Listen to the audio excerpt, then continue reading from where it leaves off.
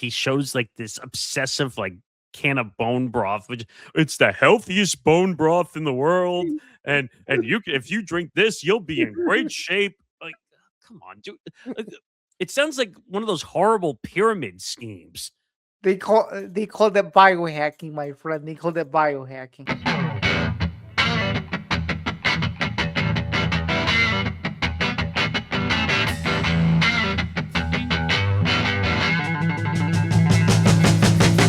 Welcome to episode 307 of Empty the Bench here on the Empty the Bench Podcast Network. He's Zain. I'm Nick Morgasen. Make sure to follow us on social media at ETB Sports, Twitter, Instagram, TikTok at ETB Sports. Follow the Empty the Bench Network at ETB Network, Twitter, Instagram, TikTok at ETB Network. Make sure to like and subscribe. YouTube.com/ETB Network as we continue to grow those numbers and those watch hours. So please go over and hit the subscribe button, whether it's below this video or any of our other episodes on YouTube.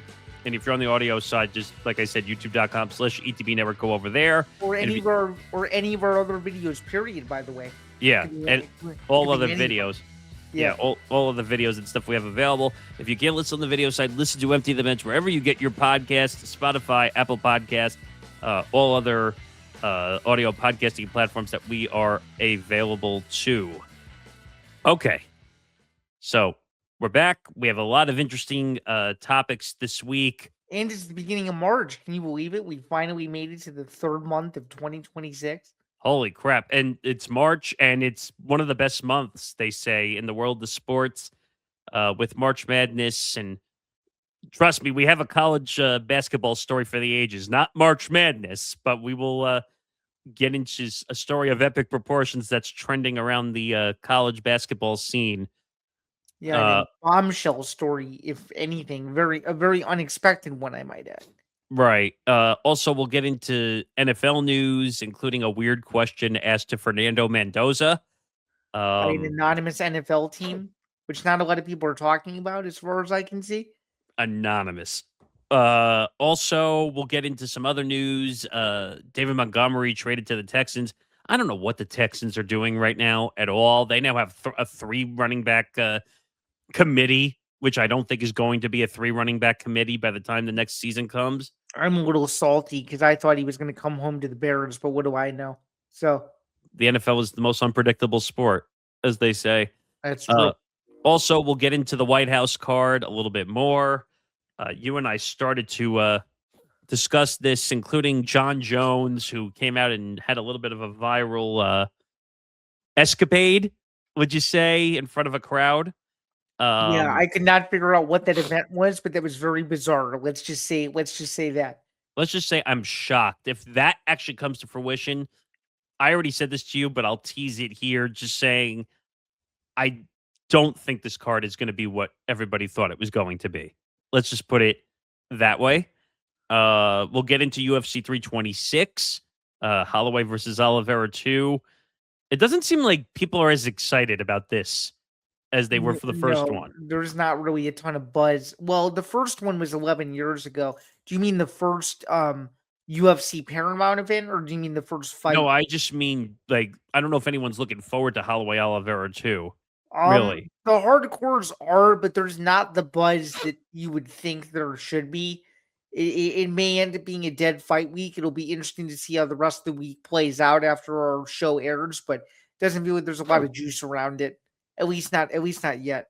So and speaking of that, because obviously you mentioned Paramount, we'll get into the supposed Paramount WBD merger because it's not officially official right now as we're talking about it, but there could be some what's the best way of putting this? Some changes that could affect the UFC. Yeah, and I'm just gonna make a prediction now that by the time this episode gets released, more than likely when the video side gets released as opposed to the audio side, I think there will be inkage on a piece of paper. But we'll see what happens with all that. I'm excited to talk about that a little bit more though. And then another story I saw you put here, and because his name somehow made the news again, Sharon Moore's questionable Snapchat stories going viral. Yeah, there's some disturbing Snapchat stories going around, and it puts Sharon Moore in a really bad light And most of it we can't repeat on here, but it's related to one thing and one thing only, and it's very disturbing. Oy. All right. So a lot to get into with short time. So let's get to it. So obviously, let's talk about this story. So we're going to talk about Chad Chad Baker Baker Mazara. Mazara of USC. Well, was at USC as of this recording.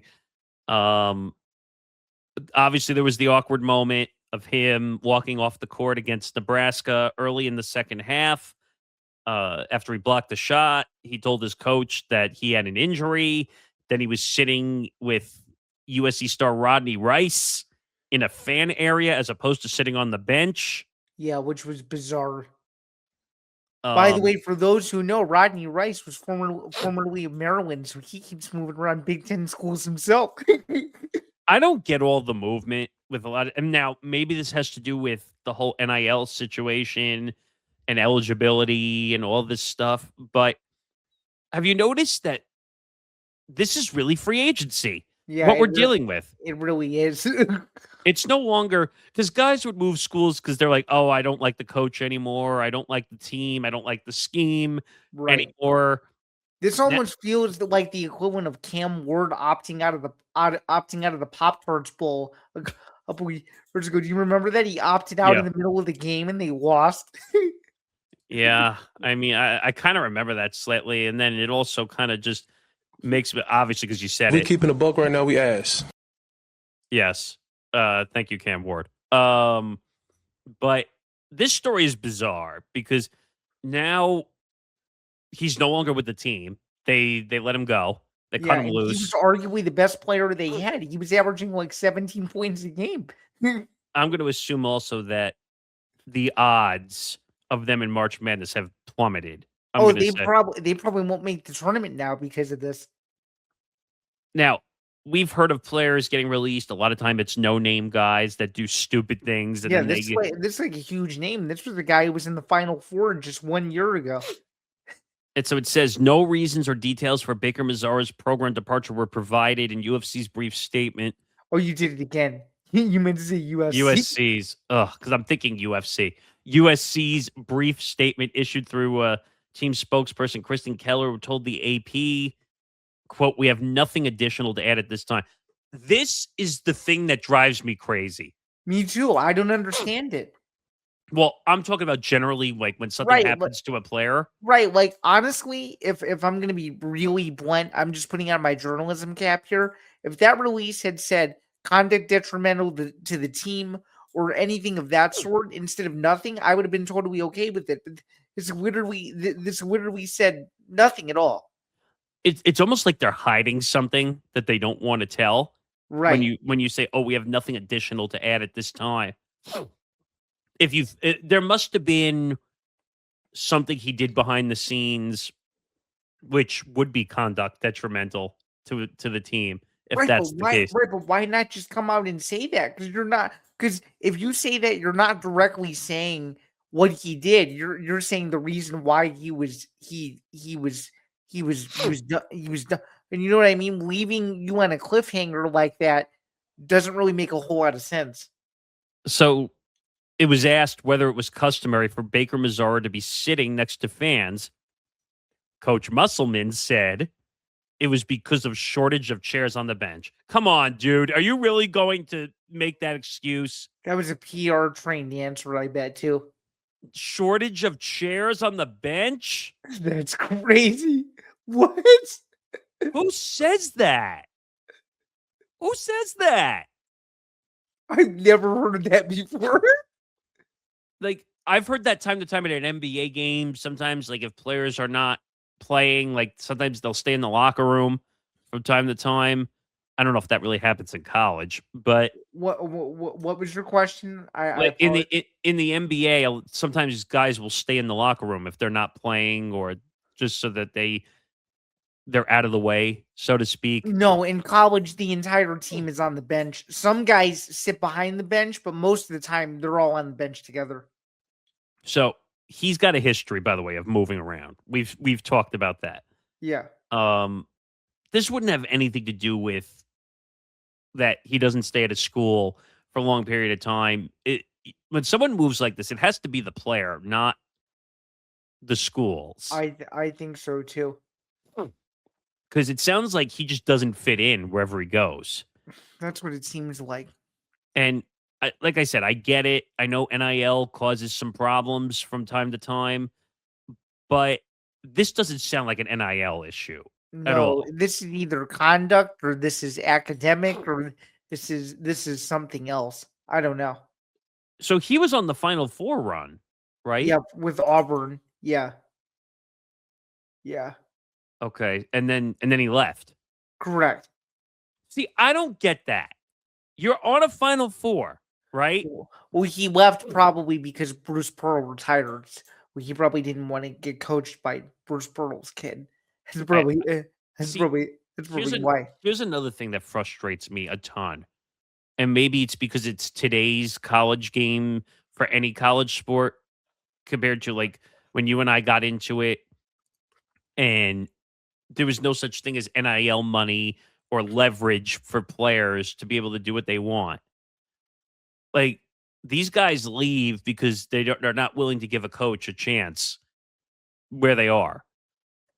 I don't you find that a little bizarre that they're just, oh, the coach is gone, so I'm just not going to stay here? It's it's bizarre, but at the same time, though, if you think about it from the player standpoint, like if they were being recruited by one recruiting staff and they all dipped for another school, like wouldn't you feel a little bit betrayed? Like, wait a minute, this staff spent so much time recruiting me, and they're just gonna go leave now and go to another school. Right, but this is where the NIL becomes an issue because Hmm. say you sign an NIL deal with one school, the coach leaves, and then a player wants to dip. A player should not be allowed to dip if they sign an NIL deal with a school.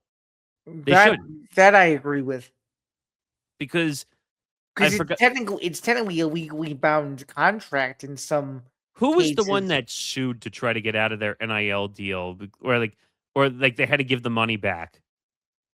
We talked about it a month or so ago. Need to give the money back. It wasn't Chambliss, was it? No, but we did talk about it, I think a month or two ago, where I guess the contract had said like if the player left, he had to give the money back that he received from the NIL deal. Which, by the Int way, I think that's intelligently done by the school because I then it think it might have been the BYU player that we were talking about. yeah, I think Yeah, that's who it yeah, yeah. was. Mhm, Um, and then he tried to sue saying like that he should be allowed to get out of his NIL deal. Dude, it's a legal contract that you're signing. mhm. I know the NCAA is trying to hide behind smoke and mirrors and say that it's a agreement, not a contract. It is a contract. Just can we stop like beating around the bush and saying NILs are not contracts? Like, and but again, I don't think this situation with Baker Mazara is a NIL situation. I think he either got in trouble or academically maybe he's not up to par either. Which is not out of the realm of possibility because academic issues don't really become publicized. And So the I thing don't. is, for an NIL deal, you have to be in good standing.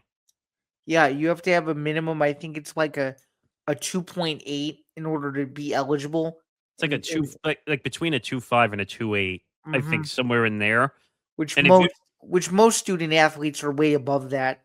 Because good majority of them on the sports that, and this isn't a judgment, it's just true because I can see the like Big Ten all academic honorees and stuff. A lot of them are really smart, and a lot of them it comes from the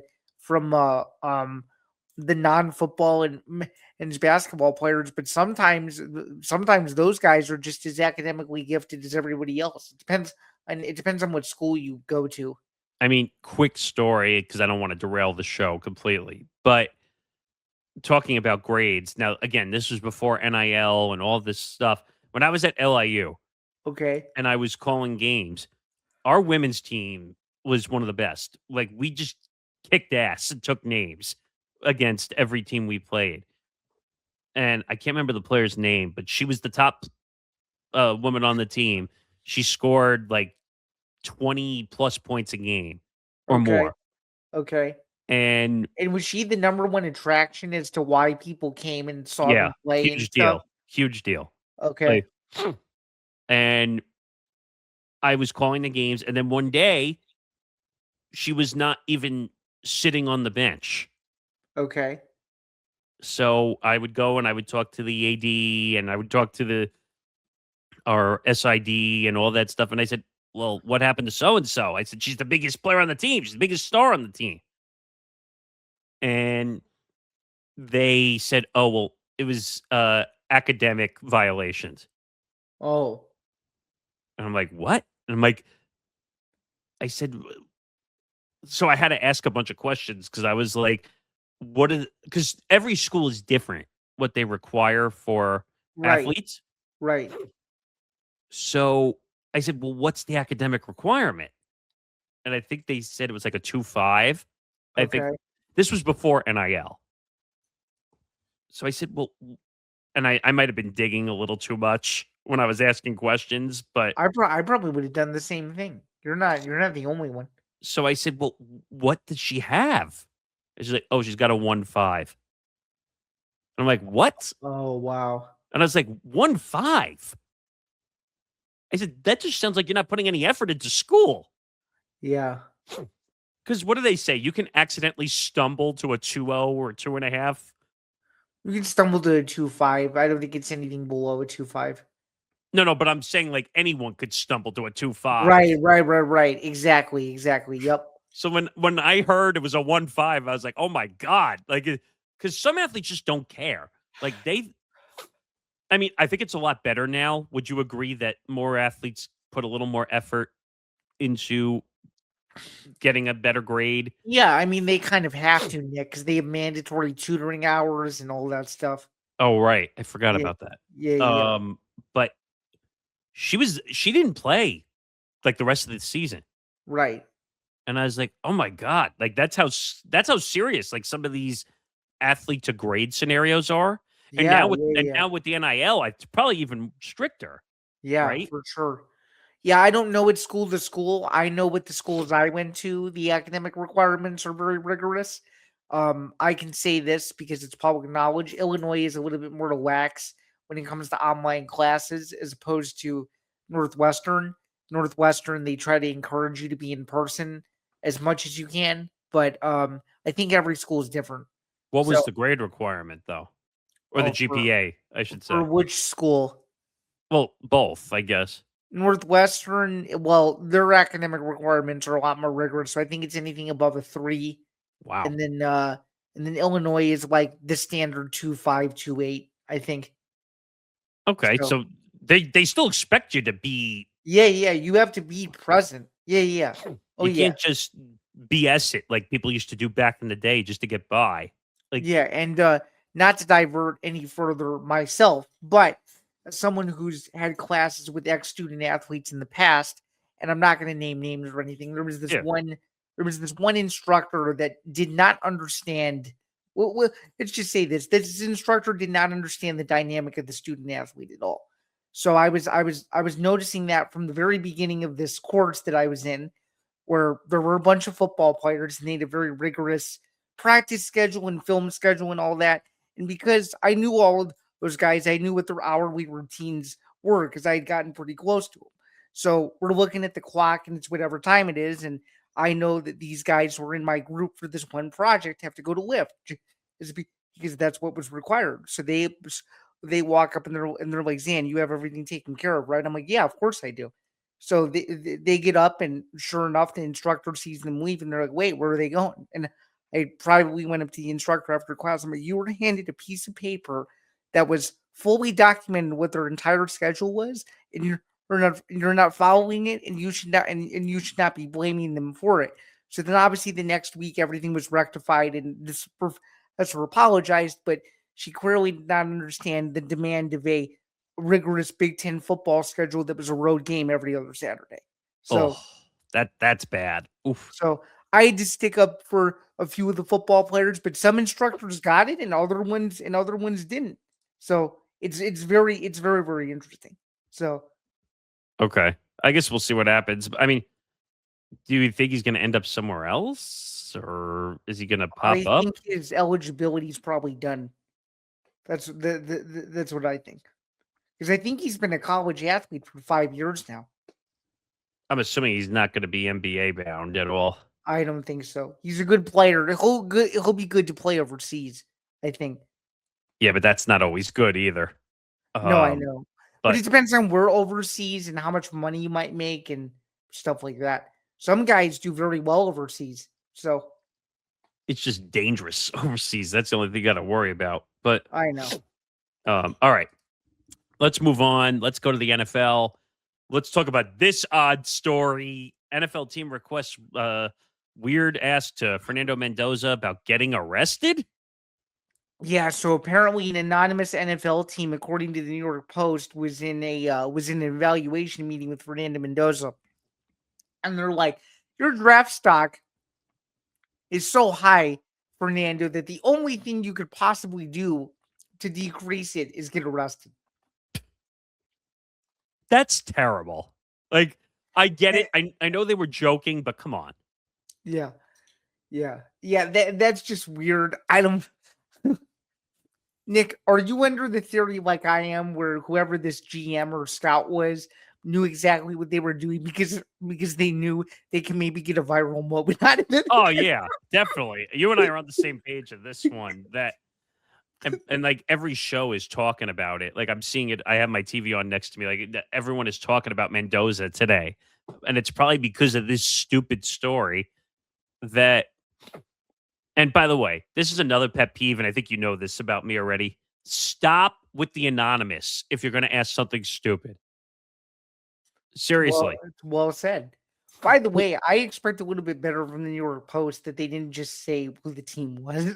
Well, they might have not gotten the information though. Then, Oh, true. Good point. Good point. but I'm tired of this, like, where people talk to coaches or they talk to GMs or players. I'll blame players partially for this too, that they'll say things to a paper or they'll say things to a radio station or they'll say things to this, that, and the other one.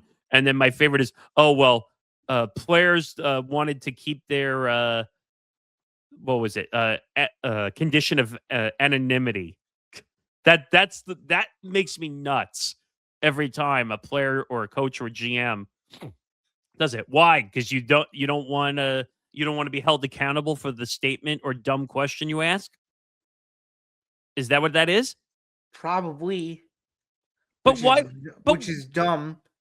like, I get what you were saying, like that it might have been a little bit tongue in cheek, where they were saying, "Oh, well, the only thing that would hurt your draft stock is getting arrested." Well, does anyone realize what the reputation of the NFL is? It's a lot of guys who aren't not the sharpest tools in the shed, but guys who get carried away easily and make dumb life decisions. But reputation of domestic violence and getting arrested. Hmm. So you're right. Whoever made this dumb statement, whatever GM this was, knew what they were doing. Yeah, they probably deserve a talking to by somebody because you can't just say that. I'd love to know who it is. That because like you and I were trying to speculate before the show, like who this could be. You said Miami. I wouldn't put it past was it who's the GM there now? Greer? Yeah, Greer. I wouldn't put it past him. Well, they just brought in a new guy too, didn't they? Yeah, I don't remember his name though. The guy from Green Bay. Oh, Hatley Yeah. or Halfley. Yeah. But um I'm trying to think who else. I wouldn't put it past the Raiders to ask a dumb question like that. Right. Oh, actually, I'll give you another one, which I just thought about now. The Browns. Oh, yeah, probably given how dysfunctional their organization is. Especially because they couldn't even get certain coaches to come in to interview because they want them to take tests to Yeah, to pass, yeah, which, by the way, is the most ridiculous thing in yeah. the entire world. Wonder share test Oh, or Wonderlic. yeah, Yeah. Wonderlic exams. And I'm like, guys, like it, and I'm sure it's some of the coaches, like Mike McDaniel, who was supposed to interview for that job. Which, by the way, he's probably happy that he's a Chargers offensive coordinator and not the head coach of the Browns at this point in time. Oh, for sure. But I can't believe Munkin from the Ravens took that job. Like he must have been that desperate to be a head coach. Um, but this is just bizarro world. Like talking about getting arrested when the NFL has a reputation of an arrest problem around the league. Um, there's nothing that's stopping him from being drafted number one, right? He's definitely going to be number one. No, I don't think so. It'd have to be something catastrophic. I'm trying to think who else could be number one? No one, right? I mean, I don't think so. so you're right. I think this was some kind of viral moment that someone was trying to do and it just didn't work. And watch, it's gonna be no longer viral within like a week. No one's gonna remember it. Yeah. Because it didn't mean anything. I just find it crazy that they're already like doing the combine stuff already when the draft's in April. Like, True. And Nick, I was today years old when I found out that going to the NFL Combine is free. I didn't even know that. is it really? Yeah, you have to sign up for free tickets on the One Pass app by a certain date, but they're free otherwise. Hey, maybe we should do some stuff from down there. That would be cool. That would be very cool. Well, I'd go a step further and try to go as media, but I think it's cool for everybody else that you could go for free, even with just a ticket. So That would be fun because we could probably just set up a laptop and do a live stream there. it's probably a good idea. That's easy. I mean, the trip. I mean, it's much closer to you than it is to me. It But is. I'd only have to drive like 2 hours to get there. yeah, it's a lot further from me. Let's put it that way. I don't know. I think like this is just one of those viral perusings where people are like, all right, GM asked a dumb question about getting arrested. I think and obviously because the New York Post did a story on it, that's why it went viral and all that stuff. But I don't know. You're not reading much into this, right? No. He'll get drafted number one overall. Bygones are going to be bygones. Yeah, Okay. yeah. I'm not worried. There's not much else really there. All right. One more NFL story.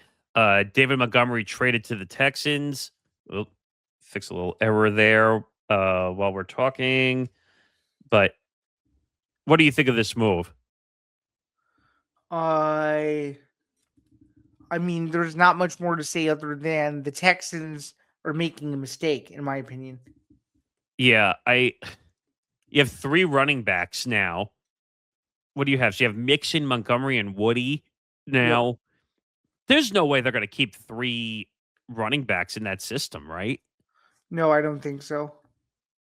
So, and like everyone's saying, oh, the Texans had a chance. They had a real chance to go far in this playoffs, and they just completely blew it apart. Now they traded an offensive lineman and they bring in Montgomery. Like, I don't know. What is the Texans' deal at this point? I don't know. I mean, they're getting a name in there, which is good, but outside of that, that's really it. You know what? I think this is going to be a prove it year for CJ Stroud, though. I think so too. Like if he And you know that, and not to divert about CJ Stroud, but you know the narrative around Ohio State quarterbacks that they just can never seem to translate to the NFL, no matter how good they are in college. And maybe they're trying to get Montgomery as a compliment to Stroud, and maybe it just doesn't work. I think you're right. I think I don't know anymore. If CJ Stroud has another bad year, I think he's going to get cut or traded. I think so too. I don't know if cut. But hey, I'll give the Texans this. The 2027 draft class is loaded. So if they want to ship Stroud somewhere else, they're going to have tons of options. They might get some good draft capital out of that too, depending. Yeah. But if CJ Stroud comes out and has another bad year and they get eliminated like in the first round or don't make it, I think CJ Stroud's going to get traded. Like look at all the quarterback issues we're facing currently now. We have Tua out there, you have Kyler out there. Like uh, Kirk Cousins. Kirk Cousins. I don't know what to think about Kirk Cousins anymore at this point. But can you imagine if CJ Stroud was put out there on the trade market? A lot of teams would probably come calling. That would be nuts. Um, I don't know. Well, just since we're talking about it for a second, like, what do you make of Tua and Kyler being out on the market? Like, I don't think Tua is it Tua or Kyler? I would say Tua doesn't really fit very many places. No, not anymore because he's injury prone. And Kyler Murray just needs a fresh start, period. Arizona is just an abysmal place to play, in my opinion, at least. Um, but both of them have so much money that's going to hit the dead caps of each team. Yeah. I don't know what to believe, but in the long run, I think Montgomery would have been better for a Bears fit I actually. think Then so too. Think so too because they have a good running back room right now, but that would have elevated it. I think. what is their dynamic right now in Chicago? Because they don't play one running back. They No, they played. They played two, but okay, I would say most of the carries though. Most of the carries though were Kyle Monangai. I would say yeah, at, that's le- what at, I was le- thinking too. at least for the moment. But they try to use a two running back dynamic to kind of mix it up, at least from what I remember. Correct. Yes. So yeah, I He would have either been a number one or a number 1A had he gone to the Bears, I think. I don't know. yeah, with the Texans, who knows? Between Mixon when healthy is the number one, I would Right. say.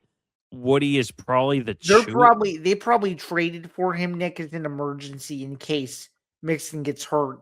Because he is injury prone He sometimes. is.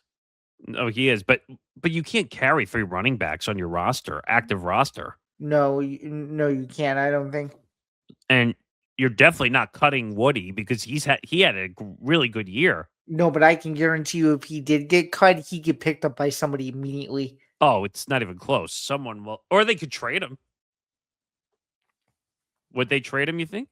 I don't know, but if they traded him in division, I think him and Indy would be really good. You're With right. Jonathan Taylor, that'd be awesome. That would be a sick, like, 1A, 1B scenario, like, for Mhm. health. Yeah, But and given that the Colts have quarterback issues, like the running backs would end up being their stars at that point. and I now think. and now they're talking about Daniel Jones wanting a shitload of money. Yeah, The reports, which I don't know who's if he's gonna get it. who is he asking for money considering he wasn't healthy all year? Well, Um, half the year, second half of the year. but I mean, if his projection was the way it was going, they would have dominated making the playoffs. Right, exactly. But you can't assume that because he didn't play the second half. But Yep. I don't know. We'll see what happens. All right. Now to combat. So obviously I teased it up front.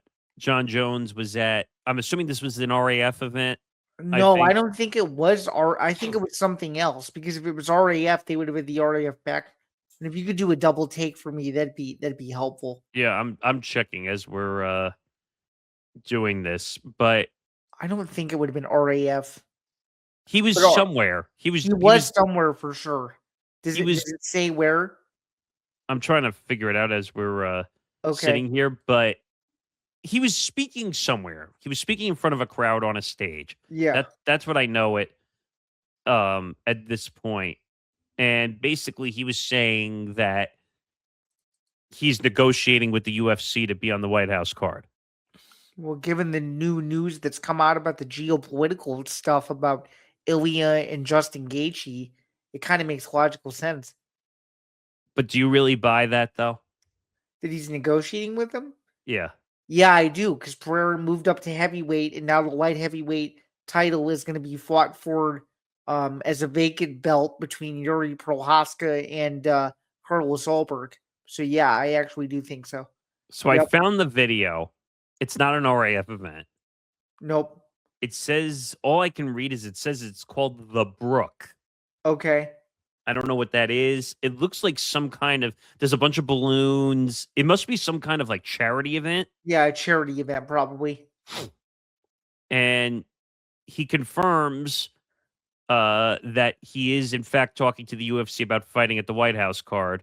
He doesn't mention an opponent, but fight would be versus Pereira. It's without a doubt the best option. This is from Ariel Hawani, but it's not done. No. No, Um, I'll believe it when I see it. To be honest with you, no, that's fair. But I do think the dots are kind of connecting, given the previous points I just made. right? But Now, but but I'll ask you the same thing I said to you the other day. okay. If that's the main fight of this card, is this a disappointment to everything that they were trying to accomplish? I don't fully think so, just because people have wanted to see this fight for a bit now, and Dana was extremely reluctant to Pereira moving up to heavyweight.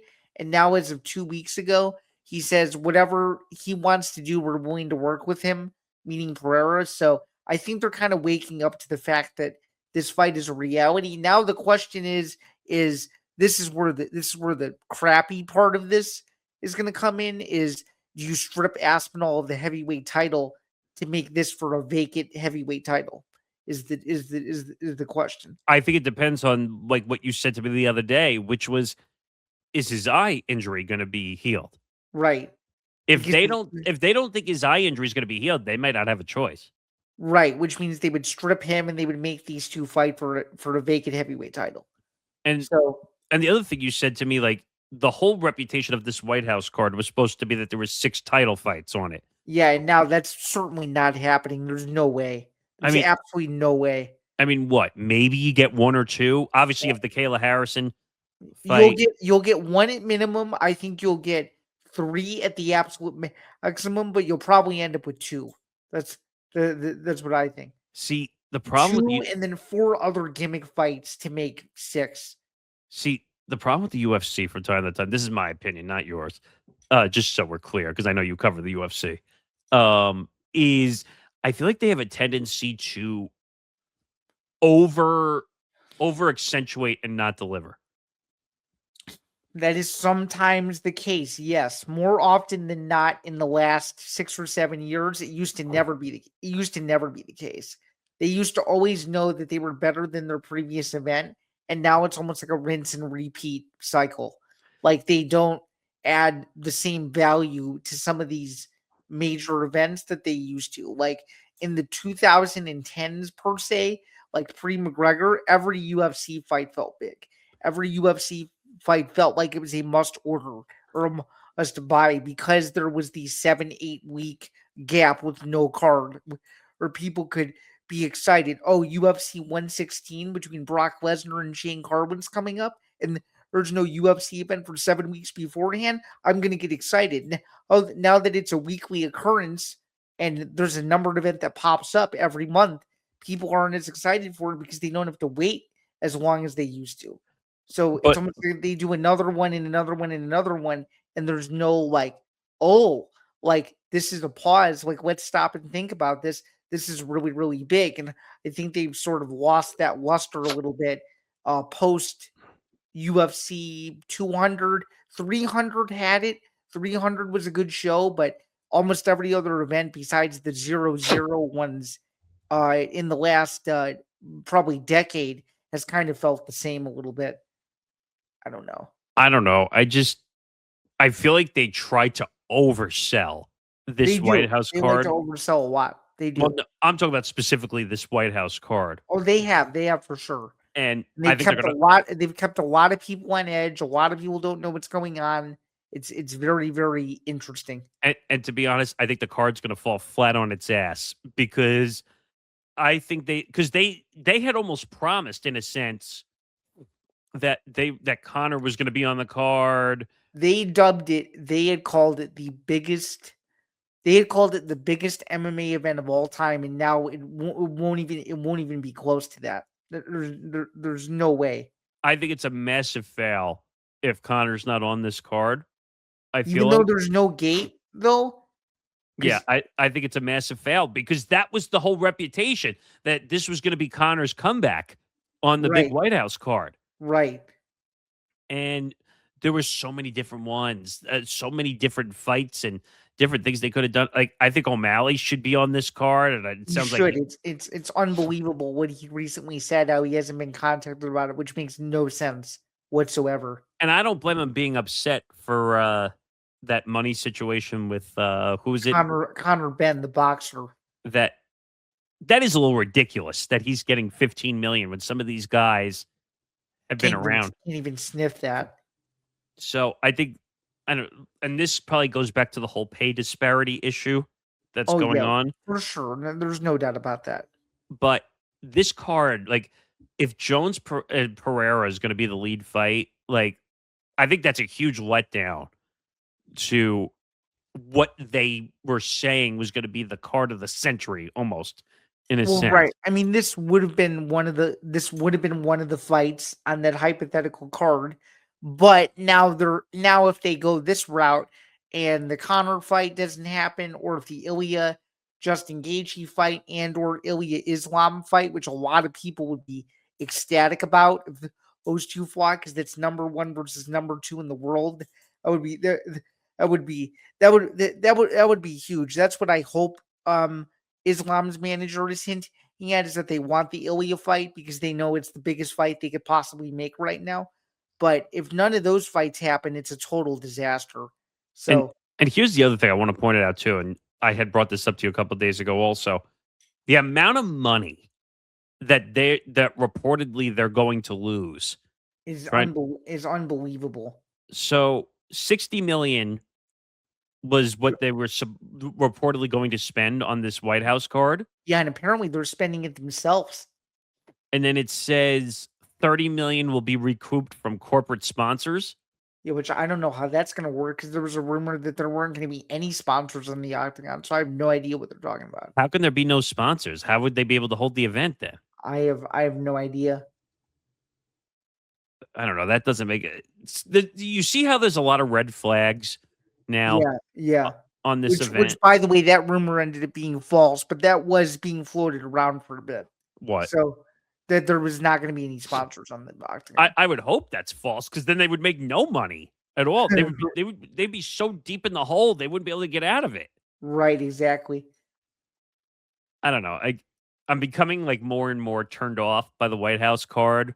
A lot of people are. You're not the only one. A lot of people are. Like when this news first came out that Connor was going to be on it, that Topuria Gaethje, Potentially he was going to be on it. It was never official.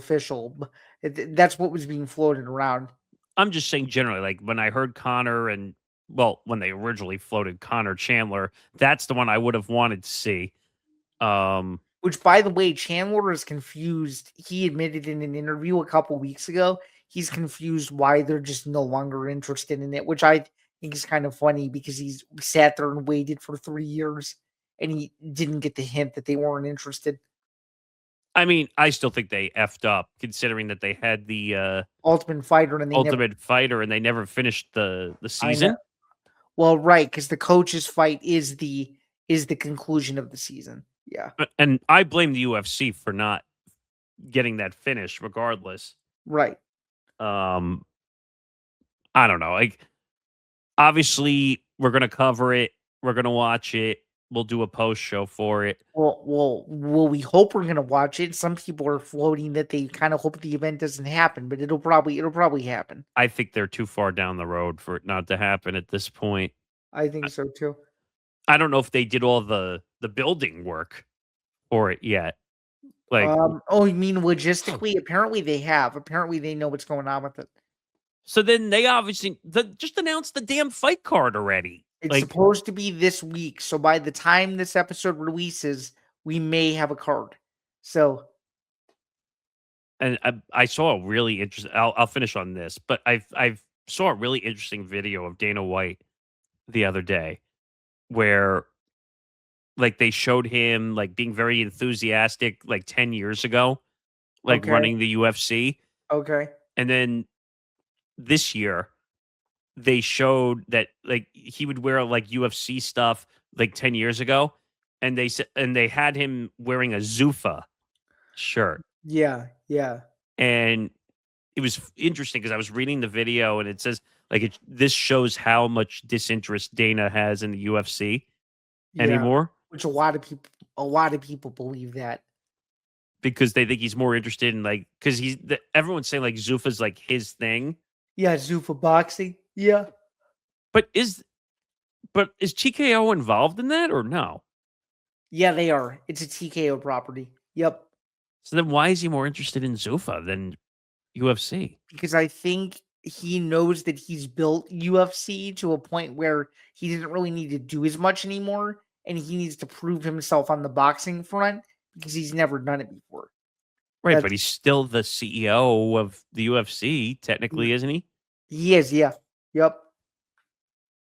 Now you see why my feelers are up Yeah. partially with Yeah. this situation. Yeah, and a lot of people don't believe him when he says that he will work until he dies. A lot of people don't believe that. A lot of people think that his exit is being quietly planned and no one wants to talk about it. To be honest, I think he would just want to go off to Vegas and just play in casinos for the rest of his life if he really had it his way. Probably, yeah. It'll be casinos and drinking bone broth for the rest of his life, which, by the way, that stuff is gross. Every time I see those, all I do is fast and drink bone broth every single day. Come on, dude. We know you don't do that every single day. Come on. I think he puts on a front when he says he does that, by the way. Oh yeah, 100%. He Because puts on a persona. he claims whoever this doctor was, I think this is the one you were supposed to interview, possibly. Dr. Gary Brecka, yes, correct. Like, and I did some like look into this guy. This guy's a little bit of a quack. Not gonna lie. Like, he's one of these like over obsessive health doctors. Like, yeah. like where he says, "Oh, you drink this healthy bone broth, which has And very." And you know what's a really interesting observation about him? Not to badmouth him or anything, but if you only look at and do some real digging and you look at his clientele, you can tell it's the same theme. Rich, overworked, and completely immune to what is happening to them physically. I just find it funny. I just find it funny also that like Dana was out of shape and then all of a sudden he's like, I went to a fasting regimen and then like he shows like this obsessive like can of bone broth, which it's the healthiest bone broth in the world. And if you drink this, you'll be in great shape. Like, come on, dude. It sounds like one of those horrible pyramid schemes. They call that biohacking, my friend. They call that biohacking. That's what it feels like. Like I feel like I'm watching a pyramid scheme happen with Dana White. Like, you know what? Just give it to Hunter and let him run the UFC at this point. Which, by the way, a lot of people say that he mainly runs the day to day without the physical title of Well, this- Dana's the figurehead and Hunter's the guy that runs the business. right, exactly. So, all right, I'll leave that one there because if I go any further, I'm going to start trashing him more for pyramid schemes. Well, I was going to say, if you go any further, you might end up going viral, and you might end up in the wrong people's inboxes. You never, you never know. It's not the first time that's happened. Anyway, let's move Speaking on. of Hunter, this amazing fight that he put together. Yeah, I agree with you. I think it's totally him. All right, UFC 326 preview: Holloway versus Oliveira. We're talking BMF title stuff now, right? Correct. Holloway is still the BMF champion. That is correct. I Yep. love that. I still love this. Like you and I say, like, oh, this is like the fakest belt of all time, It is. It is. But but it's this still is, fun to talk about. yeah, I mean, this is the embodiment of what that belt represents. These are two guys that are just knockdown, drag out, former champion warriors that if this fight is anything but entertaining, I'll be very disappointed. It better be it better be a good one. What is the deal lately with fights that are 10 plus years that haven't happened in 10 plus years? And I now have no idea, but this one gets a rare exception though because Oliveira injured his shoulder in the first fight. So we never got to see the real ending of what happened between these two. So they're finally running it back. So wait, in the first fight, it ended in injury, you're saying? yeah, Oliveira got injured against Holloway, and Holloway won due to an injury. Yeah. So why did it take 11 years? Have they ever tried to do it before then? So it took 11 years because they switched weight classes and They tried to make a rematch a decade ago, but one of them got injured, and then the fight never materialized again. And they went off and had their own careers. And Oliveira had a bad slump in the UFC where he was like 1-7, and then he won 7 in a row, and then he won the UFC lightweight title, and then Max Holloway became who he was, winning the title against Jose Aldo, and had this unbelievable run of 7-8 years of dominance, and now the stars have finally aligned. So Hmm. they I kind just of don't. went their own separate paths. There's an alternate universe where Oliveira is no longer in the UFC if he keeps losing, and he totally turned it around. I just don't get like whether it's boxing or the UFC, we're seeing this weird thing where like we're reviving fights from a decade plus ago. Yeah, at least this is one of those where the first fight um wasn't boring, and these two aren't in their 50s as opposed to other fights. They're still, on the tail end of their primes, and this is the right time to make it. It's almost like the Holloway Poirier fight, if you think about it. The trilogy from last summer. It's like another rendition, except he's fighting Oliveira now. So Poirier basically moved on from the UFC at this point, right? correct. He's a broadcaster now. I have to For say, he's actually a pretty good broadcaster. No, he's really good at it. I kind of like it because he's a no holds bar guy. He's really good. And if you remember in my interview with him and Bruce Buffer, he said that he was going to do more and more and more of them, and he has. Well, I think he's now almost become like a team guy, basically at that point. Yep. He does Um, all the numbered events though, which is cool. I So think they should have him fully. I think he's that good. I think. he does select fight nights, but yeah, I agree. He should be a full panelist. Yeah. Yeah. To be honest, like I wish they would kick Rogan to the curb and put Poirier in that spot.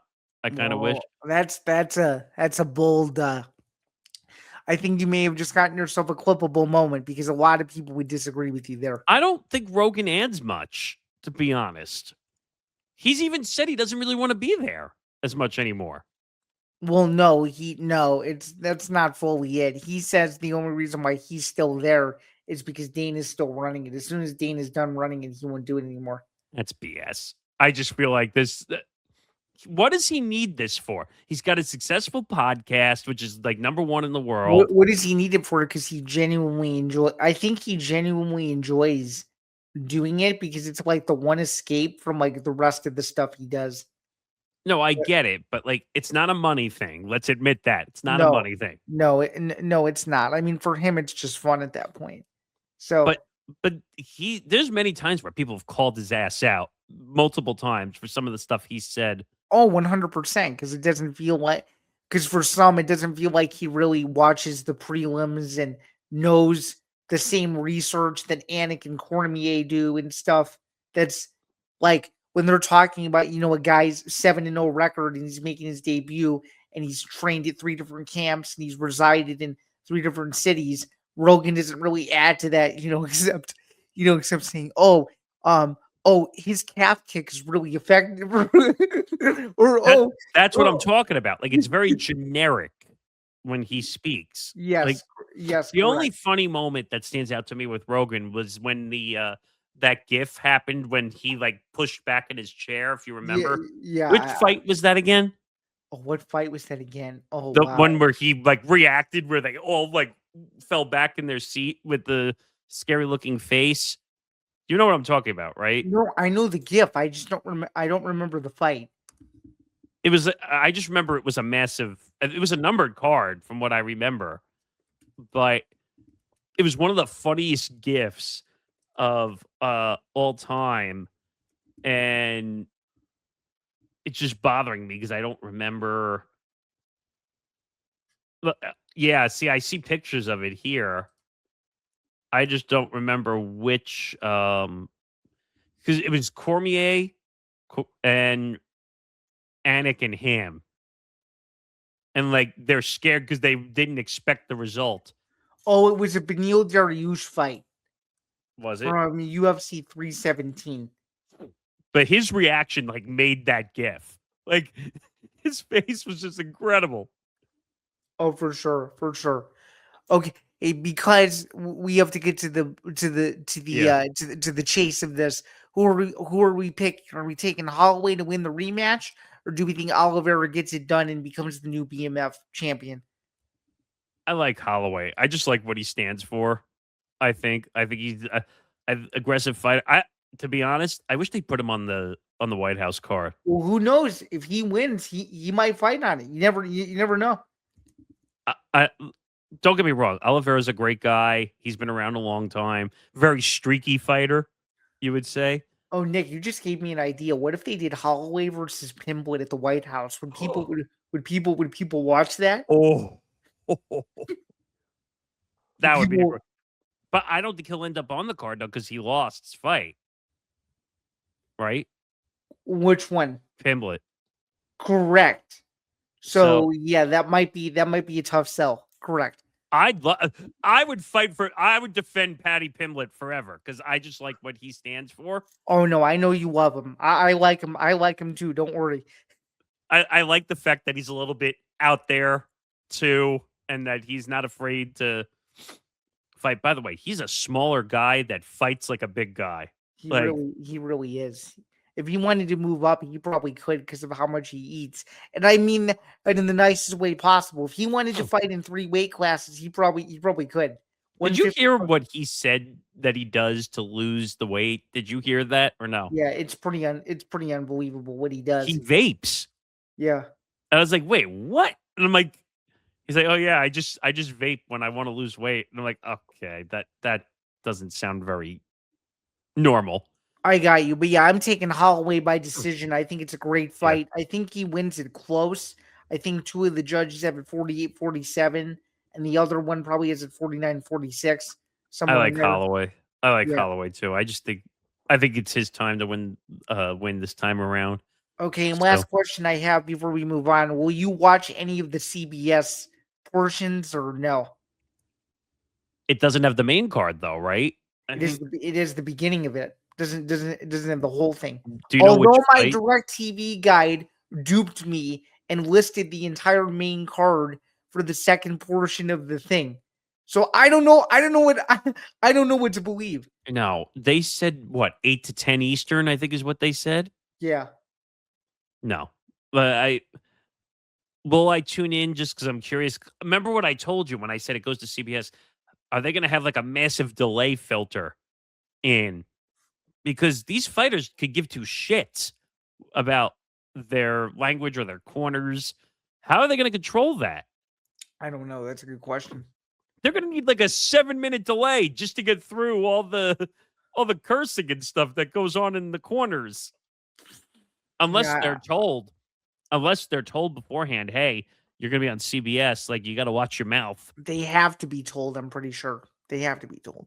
Speaking of CB, let's move on now. Second to last topic of the show: Paramount and Warner Brothers Discovery reportedly, it's not officially confirmed yet, but reportedly are merging, which means a lot of sports on a lot of channels and a lot of forces coming together. Will the UFC has a chance to be on TNT? There's a chance that who knows Zuffa Boxing could turn back into HBO boxing again, which would be kind of awesome because a lot of people miss HBO boxing. There's other sports that are going to be involved as well. I mean, now they're going to have the NFL, college football, even more college basketball to know what to deal with. This is a conglomerate like I've ever seen one. And now it's going to force people to spend more money on various subscriptions. Well, I don't know if it necessarily means more money up off the top, but everything's going to be more condensed, meaning you only have fewer options to pick from. Now, this has monopoly written all over it, which is a big problem. So something tells me, Nick, that this venue idea is never going to happen now.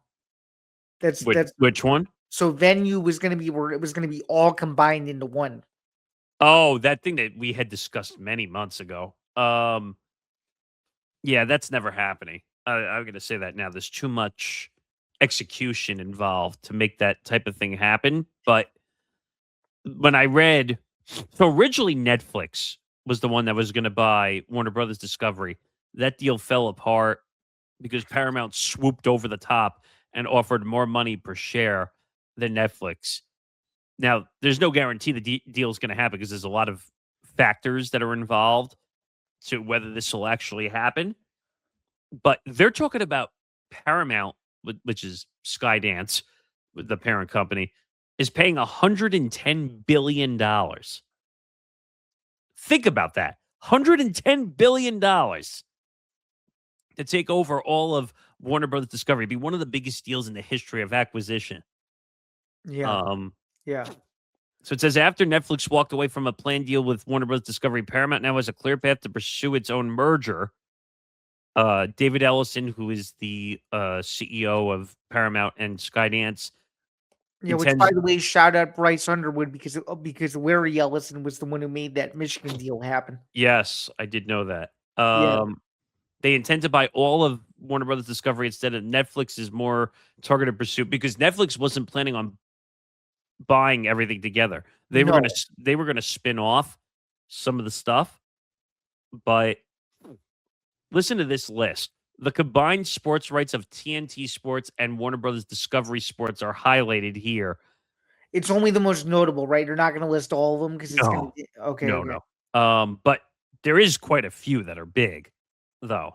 The The NFL one, the right? 11-year deal between CBS and the NFL, currently running through 2033. But it sounds like all the NFL stuff is going to get reopened after this year, from what I'm hearing. Okay. TNT 7-year pact with Major League Baseball. Also, obviously, March Madness, the joint CBS Sports and TNT Sports. By the way, that makes that scenario more interesting now that they're going to be under the same roof. Right. Think about that, because originally they were just doing it as a partnership. Now CBS Sports and TNT Sports are now going to be the same company under the same umbrella. Right. Also the Masters, which is another big one for CBS, and then obviously the Paramount pack with UFC. Correct. TNT's 7-year pack with the NHL. Which, by the way, I think this merger, as money driven as it is, as an MMA fan, as his number one sport that he watches, meaning myself, I think it'll be easier to watch the UFC now because now there's going to be more ways to see it. Yeah, but I don't think they're just going to throw it on TV unless they do like what NBC did with NBCSN, which they brought back, Which they probably will do something similar, I think. where it might be on Paramount Plus and all that stuff, but they say, hey, if you have TNT, you can watch the broadcast, which will still be considered a Paramount Plus stream, but it'll be on TNT if you want to watch it, if you have the ability to. Exactly. Very similar to the college football playoff simulcast thing. Right. And then just some other quick small things. So Paramount also has UEFA and NWSL. They also have the Big Ten, the Pac-12, and all the other college football. So Well, not all of it because a lot of it. they don't have the SEC or the ACC though. No, but they have Big Ten, Pac-12, Big East, Conference USA, Army, Navy, football. Right. So there's a lot at stake with this type of deal. Oh yeah. I just don't know. I don't know if it's going to pass because a lot of people are already protesting it. I don't know either. So huge deal, $110 billion deal on the table. March Madness. I don't think anything would change with March Madness because they're already doing it this way. They'll just be under the same roof. Right. Right. They'll still be on TNT and True TV and TBS, and CBS. Yeah. So that really doesn't change anything. It just changed that they're now the same company and the money's all going to the same place. Correct. Yep. So we'll see what happens. All right, last story, and you're gonna have to tell me a little bit more about this because I didn't hear about this originally. So, yeah, I saw it on Twitter, but there's apparently Snapchat stories of Sharon Moore messaging. I don't know if you call them plaintiffs or other people, but messaging random women, let's just say that, asking for a lot of favors, if you will. It's starting to circulate. There's multiple messages that are being leaked out, and you can read them for yourself. I'm not going to repeat them on here, but it paints him in a very bad light. I'm trying to find it because right now it's only giving me the Instagram DMs, which we had talked about when the story came out. But I'm trying to see if I can find it. But holy cow, if some of these are true, um, I mean, he's never going to coach again. We already know that. Here, I'm sending here. This way you can see it because it's still up there. Here you go. All right, let me see quickly. Oh, yeah, I had just clicked on this story. You're talking about the link right below it? Correct. Yep. I'm just pulling this up quick because I just want to. They're really disturbing. Oh, is it the snap? The picture that they put in here. Yep. That's exactly it. Yep. Holy shit! Yeah. Yeah. Yep. Wow! Yep. Whoa! Very, very aggressive and very, very I want this quote unquote and I want it now or else and crazy stuff like that. Jesus! Yep. So he's never coaching again if these are proven to be actually him. I don't know. Well, he's never going to coach again due to the physical No. threats No. he made. But let's just say this is not helping his case whatsoever. And speaking of not helping cases and speaking of a conclusion, I think that's probably a perfect place to wrap a wild episode that was episode 3, US 7 of BTBS. What do you think, Nick? Yeah, I mean, we started with where did we start? With CEM, yes, Chad Baker, Mazara. Mazara, and made our way to Fernando Mendoza talking about getting arrested, Yeah. to UFC White House cards, to All mergers. every single story we spoke about today had some element of controversy attached to it. Every single one. It wouldn't Every be the single one show. had a bit of a spice, if you will. It wouldn't be the show without it. I No, mean, for sure. For sure. I um, mean, we try to talk about the most highly discussed topics in the world of sports for the week. So I think we did our due diligence. yeah, I would say so. Make sure you like and subscribe. YouTube.com/ETB Network for our video side, which comes out at 6 p.m. Eastern time on Wednesdays. No, yeah, Wednesdays.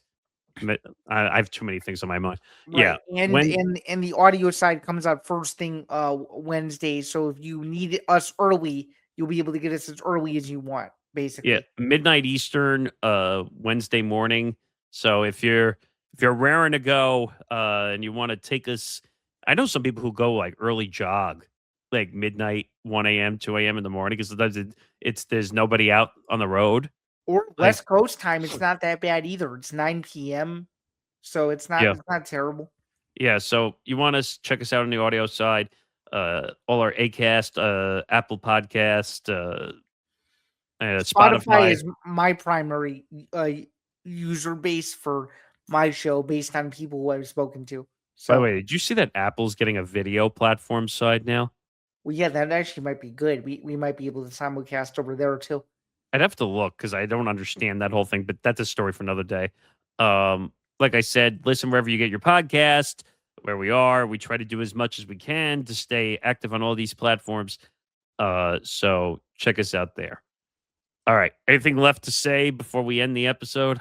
I don't think so. This was another blast with you per usual. I think there's some good stuff that has a chance to do really well, and you might get some good engagement on social. We might get clowned a little bit this week, but maybe we need to unofficially add a comment section version, or at least our own named version of it if the comments continue to explode like another show on this network tries to do on a weekly basis. So stay tuned Oh, the for all that comment and so much section. more. Yeah. Stay tuned for all that and more on the social side. But for Nick Morgasen, I'm Zain Bando. This has been a new episode of ETBS. We will be back next week for episode 308. But until then, have a good week. Enjoy the madness that is the beginning of the college basketball tournament season and so much more. And for those of you who are watching UFC this weekend, enjoy UFC 326. And just a reminder to turn on your local CBS affiliate at some point if you are a newer UFC fan or have nothing else to watch on Saturday night. and maybe you get used to a brand new sport. So until then, we'll see you guys soon. Have a good one. Cheers, and talk to you next week. Have a good one. We'll see you next week.